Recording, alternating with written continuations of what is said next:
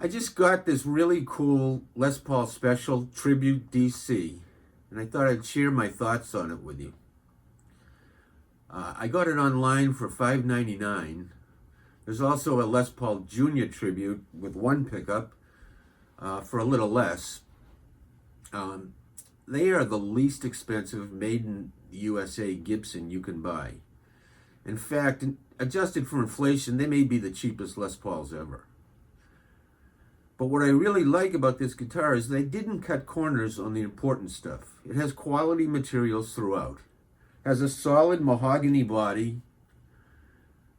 It's pretty light. The guitar weighs just over 7.5 pounds. It appears to be one single piece of mahogany for the body.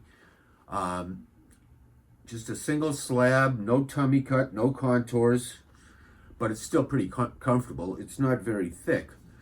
The neck is maple, and it has a little bit, if you can see, I probably can't, but you can see it has a little bit of a flame on it, but I wouldn't call it a flame maple. But it's a nice piece of wood. They call it a slim taper profile. It's a little thicker than some. The headstock is painted black with silkscreen logo.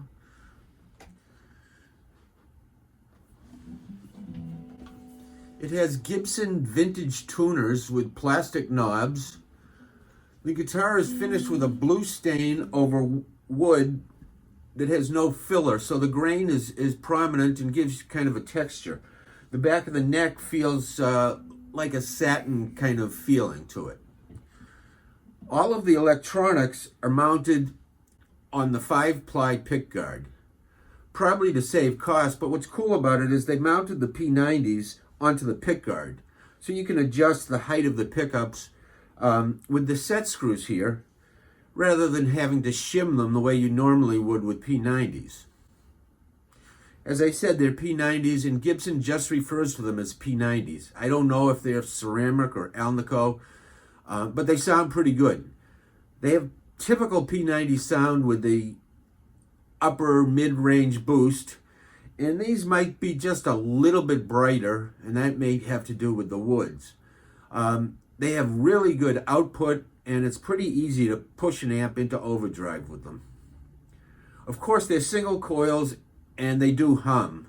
They're noise canceling in the middle position.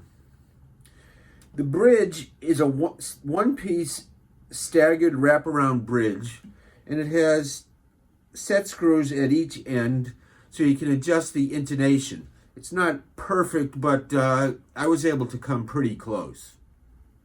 As I said, overall, I like this guitar a lot, especially for the money.